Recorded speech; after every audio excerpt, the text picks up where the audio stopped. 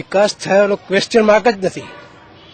Is already developed, unparalleled development in the last 5 years, not only in India, but is I think in Asia, the way the Gujarat is developed. Overall development, not only one city, even the smallest town, they will feel there is a development.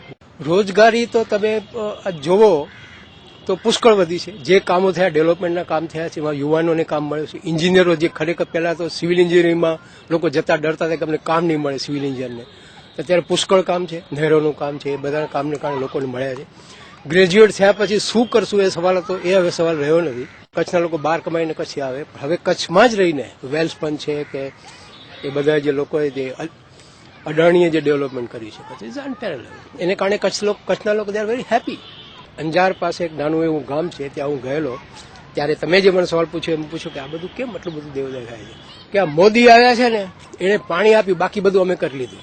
હવે નાનો માણસ, એને ખબર નહોતી કે તમારે જેમ હું આ કેમેરા લઈને નહોતો ઉભો, આ તો હું દર્શન કરવા ગયો હતો, મને આઉટ ઓફ ક્યુરિયોસિટી એ પૂછ્યું, તેનો આ જવાબ હતો. એટલે પાણીનું જે કામ થયું છે એને કારણે પીપલ આર મોર હેપી. જીતેગા ગુજરાત, જીતેગા ભાજપ.